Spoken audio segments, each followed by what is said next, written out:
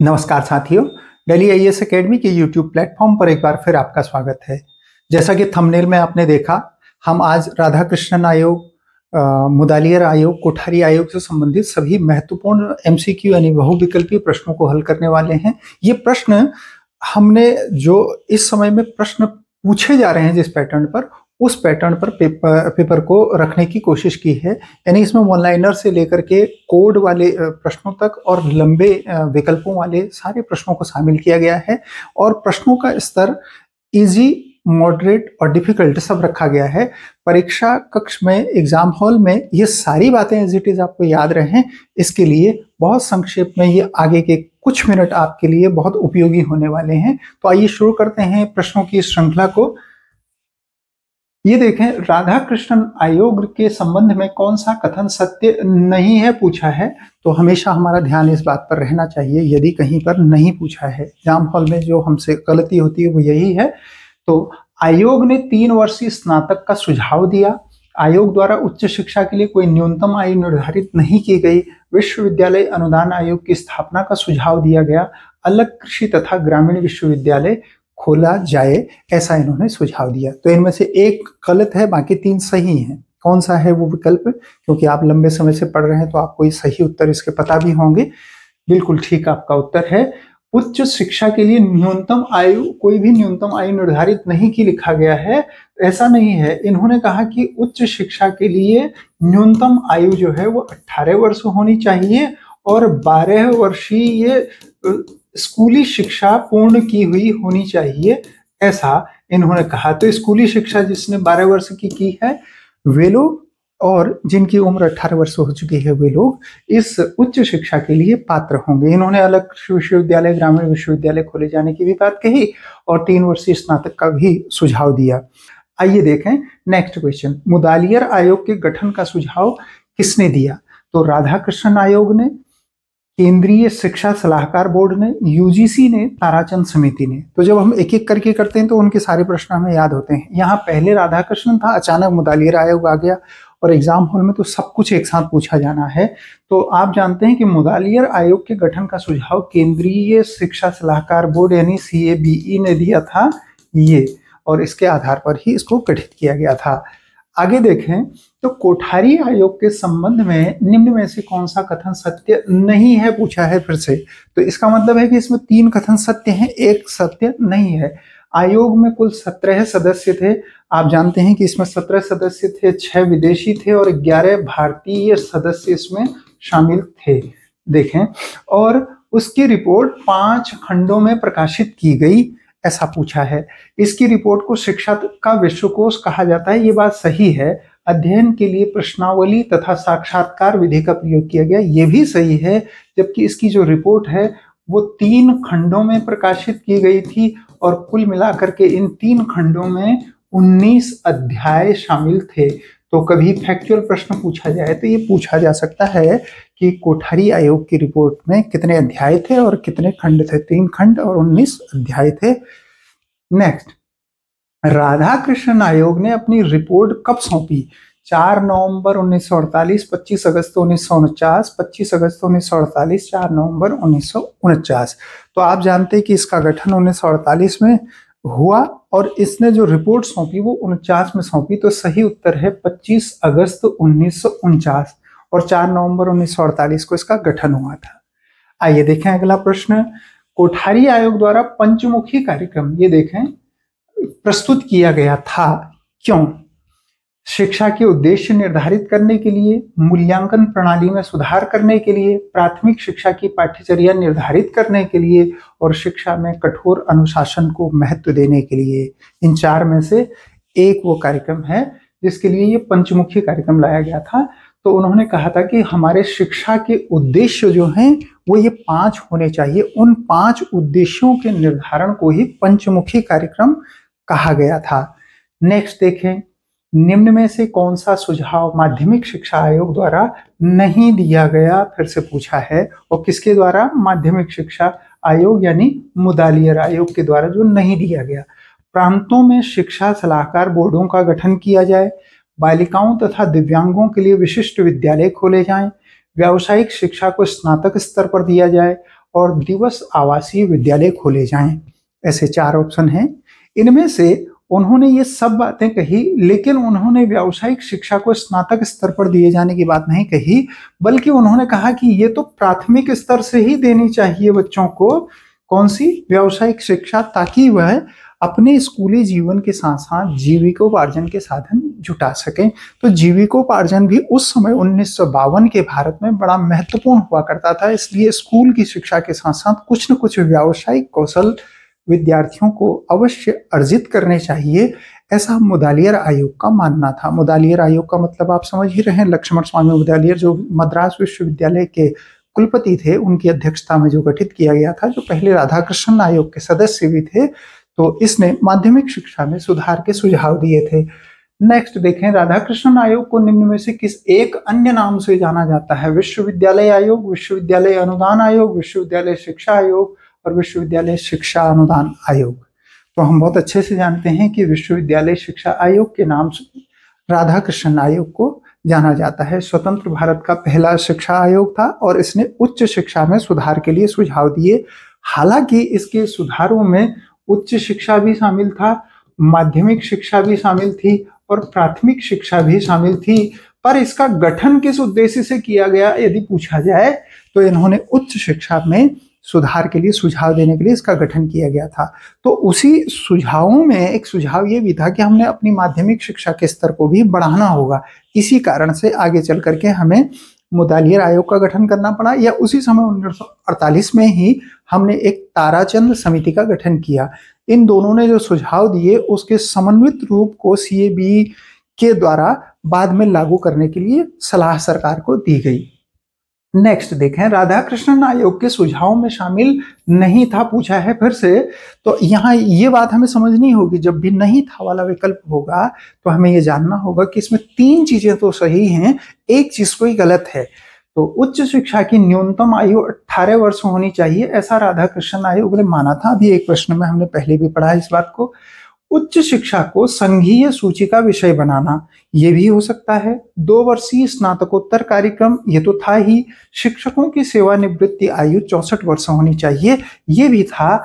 लेकिन इन्होंने शिक्षा को समवर्ती सूची में शामिल करने की बात कही थी और ये समवर्ती सूची में शामिल करने की सलाह पर 1976 में हमने इस शिक्षा को समवर्ती सूची में शामिल किया। नेक्स्ट देखें, मुदालियर आयोग के संबंध में कौन सा से कथन असंगत है और ऑब्लिक है? जो पैटर्न आजकल परीक्षा में प्रश्न पूछने का है वो यही है, जहां कोड आधारित 1 2 1 2 3 2 3 2 4 ऐसे प्रश्न पूछे जाते हैं, वही ये है। इन्होंने मुदालियर आयोग ने ग्रेड के स्थान पर अंक प्रणाली लागू की जाए, ऐसा कहा था। नेक्स्ट, इन्होंने एक सत्र में कार्य दिवसों की संख्या 250 होनी चाहिए, ऐसा कहा था। प्रति सप्ताह कार्य के घंटे 35 होने चाहिए, ऐसा कहा था। माध्यमिक स्तर पर सह शिक्षा दी जानी चाहिए, ऐसा कहा था। तो कौन कौन सी बातें हैं? ऐसे प्रश्नों को हल करते समय एक बात हमेशा ध्यान रखें, इन सभी विकल्पों को बहुत गहराई डीपली से पढ़ने की बजाय आप एक गलत कथन को छांटने की कोशिश करें। तो हम जब ये कोडिंग वाले प्रश्न हल करते हैं तो ये हमारे लिए बड़ी मुश्किल बन जाते हैं। यदि आप ऊपर के कथनों में से किसी एक कथन को गलत साबित कर देते हैं, मतलब आपकी स्टडी में ऐसा है कि कोई एक कथन गलत है, तो बजाय कि सबको पढ़ने के आपकी कोशिश ये रहनी चाहिए, जैसे ही आपको एक सेंटेंस गलत मिला, जैसे इसमें पहला ही सेंटेंस गलत है, ग्रेड के स्थान पर अंक प्रणाली लागू की जाए, ऐसा इन्होंने नहीं कहा। इन्होंने कहा कि जो ये श्रेणी है, माना क्लास है, फर्स्ट क्लास सेकंड क्लास, ये क्यों दी जाती है? अंकों पर आधारित होती है, इसलिए दी जाती है। तो इस प्रणाली को नहीं करना चाहिए, नहीं अपनाना चाहिए, क्योंकि बच्चों में इससे इंफीरियरिटी और सुपीरियरिटी कॉम्प्लेक्सेस आते हैं, और इंफीरियरिटी सुपीरियरिटी से बच्चों की जो लर्निंग होती है, जो सीखना होता है, वो दुष्प्रभावित होता है। इसलिए ये चाहते थे, मतलब ये बच्चों के सीखने को बढ़ाना चाहते थे, इसलिए इन्होंने कहा कि ग्रेडिंग होनी चाहिए, ABCD जो ग्रेड हैं उन्हें अपनाना चाहिए। पहला ही कथन अगर गलत है तो जिन जिन ऑप्शन में पहला कथन है वो ऑप्शन गलत हैं। ये भी गलत है, ये क्योंकि यहाँ एक है, यहाँ भी एक है, ये भी गलत है और यहाँ भी एक है, इसलिए ये भी गलत है। इसका मतलब ये है कि हमारे पास केवल ऑप्शन 4 सही हो सकता है। मतलब कोडिंग में आपको इन प्रश्नों को हल करने का ये तरीका जानना होगा, जिससे ये प्रश्न हमारे लिए कठिन नहीं होंगे। प्रायः हमें ऐसा लगता है कि 4 कथन दिए गए हैं तो चारों 4 को हमें जानना होगा और चारों 4 को बारीकी से पढ़ना होगा। और एग्जाम हॉल में ऐसा होता है कि हम इन प्रश्नों पर ज्यादा समय खर्च करते हैं और आगे चल करके जहां मैथ, रीजनिंग या डिफिकल्ट क्वेश्चन होते हैं उनको सॉल्व करने के लिए समय कम मिलता है।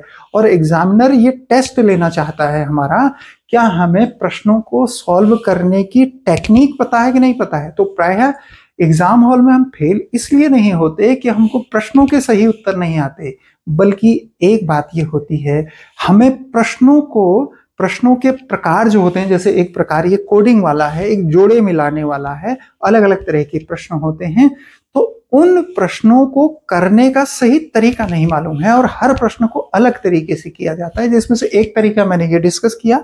आगे हम और तरीकों को भी डिस्कस करेंगे। जैसा कि मैं आपको कह रहा था कि यदि आप इसके फुल कोर्स से जुड़ना चाहते हैं तो नीचे डिस्क्रिप्शन बॉक्स में ऐप का लिंक दिया है, वहां से आप ऐप डाउनलोड करके उससे जुड़ भी सकते हैं। आइए देखें, तो हमने एक ये तरीका सीखा। नेक्स्ट क्वेश्चन नंबर 10, कोठारी आयोग के संदर्भ में सत्य कथन को पहचानिए। सत्य कथन को पहचानिए का मतलब ये है कि इसमें 3 असत्य होंगे, एक ही सत्य होगा, क्योंकि सत्य को पहचानना है। आयोग द्वारा 7 स्तर की शिक्षा संरचना बताई गई। कोठारी आयोग द्वारा त्रिभाषा सूत्र का समर्थन नहीं किया गया, पूछा है। और सभी के लिए निःशुल्क शिक्षा माध्यमिक स्तर का सुझाव दिया गया, मतलब माध्यमिक स्तर तक की शिक्षा सभी के लिए निःशुल्क होनी चाहिए, ये दिया गया। और नेक्स्ट कहा, आयोग द्वारा 29 जून 1966 को रिपोर्ट सौंपी गई। ये अंतिम कथन सत्य है। इन्होंने 29 जून 1966 को रिपोर्ट सौंपी, जबकि इन्होंने 7 स्तर की नहीं बल्कि 8 स्तर की शिक्षा संरचना बताई थी। पूर्व प्राथमिक, प्राथमिक और उसके बाद निम्न माध्यमिक, या उसको उच्च प्राथमिक कहते हैं या प्रारंभिक कहते हैं, और फिर माध्यमिक, फिर उच्च माध्यमिक, फिर स्नातक, फिर स्नातकोत्तर और फिर शोध। ये 8 स्तर बताए थे। त्रिभाषा सूत्र का समर्थन इन्होंने किया था, तो नहीं किया है लिखा है, तो ऐसा नहीं है, ये गलत हो गया। और निःशुल्क शिक्षा जो है वो माध्यमिक स्तर तक नहीं बल्कि प्राथमिक स्तर तक दिए जाने की बात इन्होंने कही, तो ये है। नेक्स्ट देखें, मुदालियर आयोग ने सुझाव दिया कि माध्यमिक शिक्षा का उत्तरदायित्व किसका होना चाहिए। पूर्णतः केंद्र सरकार का होना चाहिए, पूर्णतः राज्य सरकार का होना चाहिए, केंद्र तथा राज्य सरकार दोनों का होना चाहिए। इसके लिए एक स्वायत्त केंद्रीय संगठन बनाया जाना चाहिए।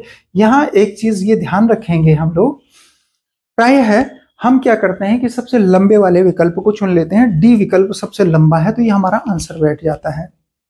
जिन लोगों को ये समझ नहीं आता उन्हें दूसरी चीज समझ में आती है, वो सी ऑप्शन को इसलिए चुनते हैं क्योंकि उसमें ए और बी दोनों शामिल होते हैं। तो ऐसा भी यहाँ दिया गया है, केंद्र तथा राज्य सरकार दोनों का होना चाहिए, जबकि न तो ये सही है ना ये सही है। इन्होंने कहा कि माध्यमिक शिक्षा का उत्तरदायित्व पूर्णतः राज्य सरकारों को होना चाहिए। इस पर नीति और नियम तो केंद्र बना सकता है, लेकिन इसे लागू करने का पूरा दायित्व राज्यों को दिया जाना चाहिए, ऐसा माध्यमिक शिक्षा आयोग ने कहा। नेक्स्ट प्रश्न, राधाकृष्णन आयोग ने एक सत्र में कितने कार्य दिवसों का सुझाव दिया। राधाकृष्णन आयोग की बात हो रही है। देखिए, हमें कंफ्यूजन होता है, राधाकृष्णन आयोग ने कितने दिए, कोठारी आयोग ने कितने दिए, मुदालियर ने कितने दिए, तो ये कंफ्यूजन क्लियर होते चलना चाहिए। परीक्षा सहित 200 दिन, परीक्षा को छोड़कर 180 दिन और परीक्षा सहित 180 दिन, परीक्षा को छोड़कर 200 दिन। तो उन्होंने कहा था कि परीक्षा को छोड़कर 180 दिन जिसमें केवल पढ़ाई लिखाई हो वो शामिल होना चाहिए, ये है। राधाकृष्णन आयोग द्वारा शिक्षकों की सेवानिवृत्ति के लिए कितने वर्ष की आयु निर्धारित की गई। 60, 62, 64, 65। तो आप जानते हैं, अभी हमने इससे पहले वाले विकल्प में पढ़ा, 64 वर्ष निर्धारित की जानी चाहिए। नेक्स्ट, मुदालियर आयोग द्वारा माध्यमिक शिक्षा के लिए किस आयु वर्ग को चिन्हित किया गया। किसके लिए? मुदालियर आयोग द्वारा माध्यमिक शिक्षा के लिए। तो 6 से 12, 6 से 14, 11 से 17 और 11 से 18। तो इसका सही उत्तर है, उन्होंने कहा कि माध्यमिक शिक्षा के लिए 11 से 17 आयु वर्ग के बच्चे होने चाहिए। नेक्स्ट, राष्ट्रीय शिक्षा आयोग, इसे हम किस नाम से जानते हैं, आपको याद है? इसे हम कोठारी आयोग कहते हैं। कोठारी आयोग का अन्य नाम है राष्ट्रीय शिक्षा आयोग। के सुझावों में शामिल नहीं था पूछा है, पहली कक्षा में प्रवेश की न्यूनतम आयु 6 वर्ष होनी चाहिए। ये पहली सार्वजनिक परीक्षा 10 वर्ष की सामान्य शिक्षा की समाप्ति पर ली जानी चाहिए। और दूसरा अगला 8वीं कक्षा तक की शिक्षा सभी को निःशुल्क दी जानी चाहिए और विद्यार्थियों के लिए निर्देशन तथा परामर्श की व्यवस्था उच्च शिक्षा से की जानी चाहिए। तो कौन सा? एक ही विकल्प गलत है, बाकी सब सही हैं।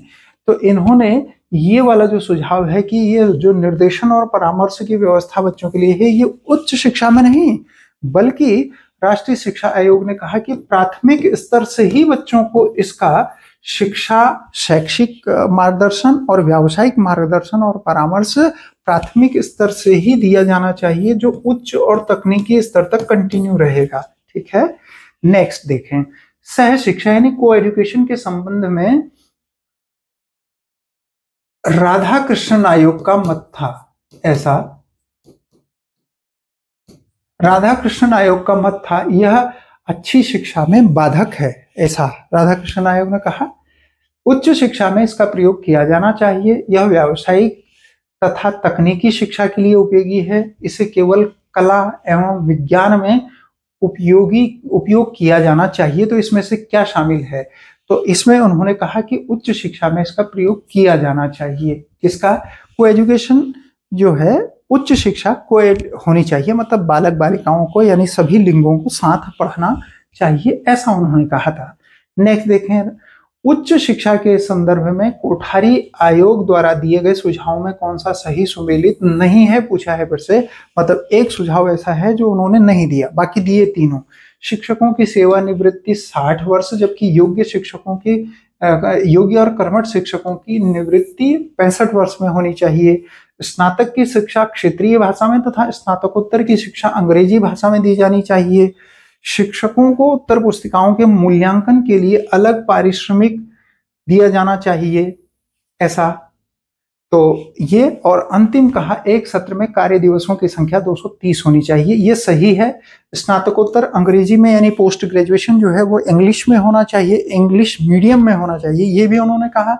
60 वर्ष टीचर्स की रिटायरमेंट की एज होनी चाहिए, जबकि जो काबिल लोग हैं, जो योग्य और कर्मठ हैं, उनकी सेवानिवृत्ति 65 वर्ष में होनी चाहिए, ये भी कहा। लेकिन ये उन्होंने नहीं कहा कि शिक्षकों की जो सेवानिवृत्ति ने, जो शिक्षकों को उत्तर पुस्तिकाओं मूल्यांकन के लिए जो पैसा मिलता है वो बिल्कुल नहीं दिया जाना चाहिए पारिश्रमिक। क्यों? क्योंकि इससे वे बच्चों की कॉपी चेक करके उनकी गुणवत्ता जांचने की बजाय अपनी कॉपियों की लिमिट खत्म करके एक निश्चित मात्रा में जो धनराशि होती है उसको प्राप्त करने की कोशिश करते हैं। यानी बच्चों का जो मूल्यांकन जिस उद्देश्य से होना चाहिए वो नहीं हो पाता है, इसलिए पारिश्रमिक नहीं देने की बात कही गई है कोठारी आयोग द्वारा मूल्यांकन के लिए। मुदालियर आयोग द्वारा माध्यमिक शिक्षा के लिए किस आयु वर्ग को चिन्हित किया गया, यह हमने पहले भी देखा। तो ये 11 से 17 वर्ष है, पहले आ चुका है। निम्न में से कौन सा एक मुदालियर आयोग द्वारा दिए गए सुझावों में शामिल था? यानी कोई एक दिया मुदालियर आयोग ने इसमें से सुझाव। नेतृत्व के गुणों का विकास करने के लिए माध्यमिक के विद्यार्थियों को राजनीतिक आंदोलनों में भागीदारी का अवसर दिया जाना चाहिए, ऐसा कहा था क्या? हो सकता है। देखें, स्कूल स्वास्थ्य योजना शुरू की जानी चाहिए, समझने के साथ साथ रटने को भी महत्व देना चाहिए और अधिक से अधिक बाह्य परीक्षाएं आयोजित की जानी चाहिए। तो हम पहले तो ये देखें कि इसमें पूछा क्या है। तो मुदालियर आयोग के बारे में ये पूछा है कि उसने जो सुझाव दिए, निम्न में से कौन सा एक सुझाव मुदालियर आयोग द्वारा दिया गया है? तो कोई एक है, एक दिया गया, बाकी नहीं दिए गए, मतलब 3 इसमें गलत हैं, एक सही है। तो जो उन्होंने बात कही थी वो ये कही थी कि स्कूल स्वास्थ्य योजना शुरू करने की बात की गई थी और इसके तहत उन्होंने क्या कहा कि वर्ष में एक बार अवश्य ही स्कूली बच्चों के स्वास्थ्य की जांच होनी चाहिए, जिससे पता लग सके कि वे किसी रोग से, किसी परेशानी से पीड़ित तो नहीं है। बाकी ये कोई भी सुझाव उन्होंने नहीं दिया। राजनीतिक आंदोलनों में माध्यमिक के बच्चों को रोकने की बात उन्होंने कही, तो ये गलत है। समझने के साथ साथ रटने को महत्व नहीं, समझने को महत्व देना चाहते थे। अधिक से अधिक बाह्य परीक्षाएं नहीं, बल्कि आंतरिक परीक्षाएं कराए जाने की बात उन्होंने कही थी। ये महत्वपूर्ण बात है। नेक्स्ट देखें, राधाकृष्णन आयोग द्वारा निम्न में से किसकी स्थापना का सुझाव दिया गया? ग्रामीण शिक्षा परिषद, विश्वविद्यालय अनुदान आयोग, स्वतंत्र कृषि विश्वविद्यालय। तो देखेंगे राधाकृष्णन आयोग ने इन सभी की स्थापना की बात की थी, अलग कृषि विश्वविद्यालय और ये विश्वविद्यालय अनुदान आयोग और ग्रामीण शिक्षा परिषद। ठीक है। नेक्स्ट, वर्ष 1976 में शिक्षा को शामिल किया गया संघ सूची में, समवर्ती सूची में, राज्य सूची में, इनमें से कोई नहीं। तो हमने अभी डिस्कस किया कि समवर्ती सूची में यानी कॉन्करेंट लिस्ट में से शामिल किया गया। कोठारी आयोग द्वारा प्रस्तुत रिपोर्ट का शीर्षक क्या था? शिक्षा देश का भविष्य, प्रगति और राष्ट्रीय शिक्षा, शिक्षा एवं राष्ट्रीय प्रगति, शिक्षा का राष्ट्रीय दस्तावेज। तो आप जानते हैं इसे शिक्षा का विश्वकोश कहते हैं और शिक्षा एवं राष्ट्रीय प्रगति नाम से एजुकेशन एंड नेशनल डेवलपमेंट इसका शीर्षक था, टाइटल था।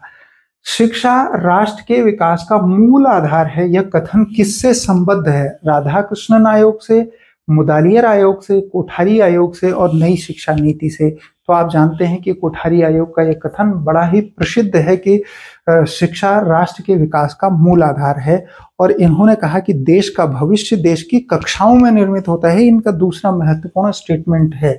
नेक्स्ट, राधाकृष्णन आयोग के संदर्भ में निम्न कथनों पर विचार कीजिए।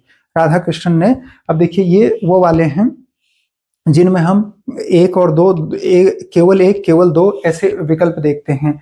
आयोग ने एनसीसी योजना की शुरुआत करने का सुझाव दिया, बिल्कुल सही है। आयोग ने एनएसएस योजना की शुरुआत का सुझाव दिया, ये भी बिल्कुल सही है। इसलिए केवल एक, केवल दो ये गलत हो जाएंगे, एक और दो दोनों सही, ये सही हो जाएगा। धार्मिक तथा नैतिक शिक्षा के विषय में राधाकृष्णन आयोग का सुझाव था कि क्या उच्च शिक्षा में इसे शामिल नहीं किया जाना चाहिए। अगला, इसे केवल माध्यमिक स्तर पर दिया जाना चाहिए, क्योंकि कोई एक ही इसमें सही है। प्राथमिक, माध्यमिक तथा स्नातक स्तर पर इसे लागू किया जाना चाहिए। यह केवल घरों तथा धार्मिक स्थानों पर दी जा सकती है। तो आप जानते हैं कि राधाकृष्णन आयोग ने धार्मिक और नैतिक शिक्षा के विषय में यह कहा कि इसे प्राथमिक स्तर, माध्यमिक स्तर, उच्च शिक्षा स्तर पर अवश्य ही देना चाहिए। मतलब शिक्षा के साथ साथ ये अनिवार्य अंग होना चाहिए।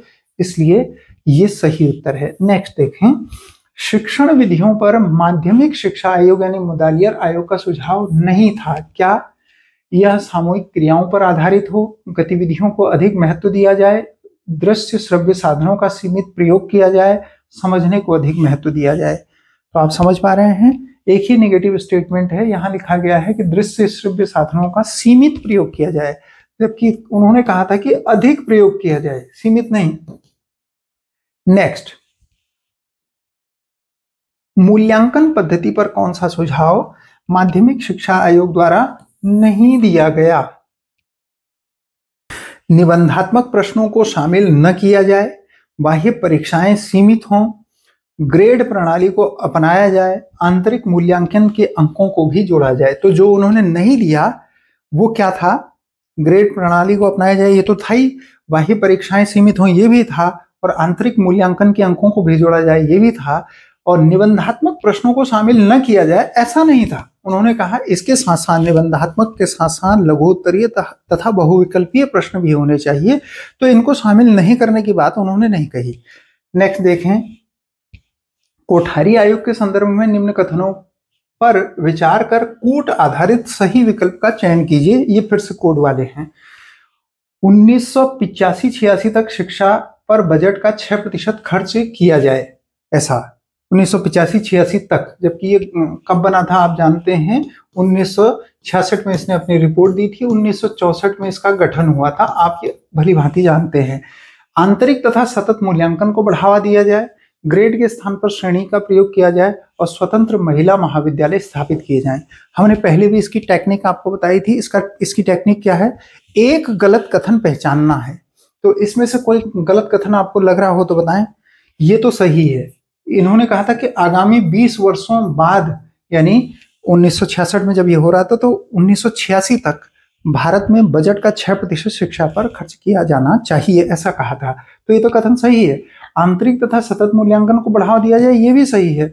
ग्रेड के स्थान पर श्रेणी का प्रयोग किया जाए और स्वतंत्र महिला महाविद्यालय स्थापित किए जाएं, तो ये भी सही है। जबकि यहाँ उल्टा कर दिया, ग्रेड के स्थान पर श्रेणी लिख दिया। ये नहीं है, श्रेणी के स्थान पर ग्रेड का प्रयोग किया जाए, यानी जो A B C D grade होते हैं इनका प्रयोग करने की बात कही गई है। इसका मतलब है कि कथन 3 गलत है। कथन 3 के हिसाब से सोचेंगे तो ये भी और ये भी गलत, और इसमें लिखा है सभी कथन सत्य हैं, तो ये भी गलत हो जाएगा। आंसर सी सही हो जाएगा। आप इन प्रश्नों को सॉल्व करने का तरीका अवश्य जानें। नेक्स्ट देखें, राधा कृष्णन आयोग द्वारा उच्च शिक्षा के लिए न्यूनतम आयु कितनी निर्धारित की गई? किसके लिए? उच्च शिक्षा के लिए। 15 वर्ष, 16 वर्ष, 17 वर्ष और 18 वर्ष। इसका सही उत्तर है 18 वर्ष होनी चाहिए और 12 वर्ष की शिक्षा पूर्ण की हुई होनी चाहिए। राधा कृष्णन आयोग द्वारा परीक्षाओं के संबंध में निम्न में से कौन सा सुझाव नहीं दिया गया? यानी एक गलत है और 3 सही हैं। प्रथम, द्वितीय, तृतीय के लिए क्रमशः 60, 45 और 33% अंक अनिवार्य होने चाहिए। परीक्षा में वस्तुनिष्ठ प्रश्नों को शामिल किया जाए। कृपांक प्रणाली यानी ग्रेस मार्क्स को समाप्त किया जाए और निबंधात्मक परीक्षाओं में सुधार किया जाना चाहिए। तो कोई एक कथन गलत है और वो यही गलत है। उन्होंने कहा था कि हम 70%, 55% और 40% अंकों पर फर्स्ट, सेकंड और थर्ड ग्रेड मानेंगे, ऐसा इन्होंने कहा था। उस समय तक ग्रेड को श्रेणी को माना जा रहा था। श्रेणी को अपनाने यानी first class, second class, third class के लिए उन्होंने ये बताया था। तो ये गलत है, ये अभी अपनाया जाता है, ये ऑप्शन में रख दिया गया। तो हमें ऐसा लगता है जब हम बारीकी से नहीं पढ़ते। बाकी तीनों बातें उन्होंने कही, वस्तुनिष्ठ ऑब्जेक्टिव टाइप क्वेश्चंस को शामिल करने की बात और ग्रेस मार्क्स को खत्म करने की बात और निबंधात्मक परीक्षा प्रणाली में यानी सब्जेक्टिव टाइप क्वेश्चंस जो पूछे जाते थे उसमें सुधार करने की बात कही गई थी। आज की प्रश्न श्रृंखला का ये अंतिम प्रश्न, इस विश्वास के साथ कि ये पूरी श्रृंखला आपके लिए बहुत उपयोगी रही। आप अपने पूरे नोट्स को इस पैटर्न में रिवाइज कर पाएंगे, इस उम्मीद के साथ। ये अंतिम प्रश्न शिक्षकों के संदर्भ में मुदालियर आयोग का सुझाव था कि इनके प्रशिक्षण की योग्यता न्यूनतम स्नातक हो, प्रशिक्षण निःशुल्क दिया जाए, 1 वर्ष का प्रशिक्षण आगे चलकर 2 वर्ष का किया जाए, प्रशिक्षण सेवा पूर्व ही दिया जा सकता है। तो क्या पूछा है? मुदालियर आयोग का कौन सा सुझाव, शिक्षकों के संबंध में कौन सा सुझाव था? तो ये सब तो थे ही, कौन सा सुझाव नहीं था ये है। यहां पर एक करेक्शन ये है। तो ये सुझाव उनका नहीं था कि प्रशिक्षण सेवा पूर्व ही दिया जाए, ऐसा लिखा है। तो उन्होंने कहा था कि इस प्रशिक्षण समय समय पर दिया जाना चाहिए, यानी नौकरी के बाद भी प्रशिक्षण दिया जाना चाहिए। प्रशिक्षण केवल नौकरी से पूर्व यानी सेवा पूर्व ही नहीं दिया जाना चाहिए। बाकी तो तीनों बातें उन्होंने कही, तो एक करेक्शन ये नहीं वाला लगा लेंगे। बाकी ये पूरी श्रृंखला आपके लिए उपयोगी रही होगी, इस उम्मीद के साथ हम मिलते हैं आपको अगली एक इंपॉर्टेंट MCQ सीरीज में। तब तक के लिए थैंक यू सो मच।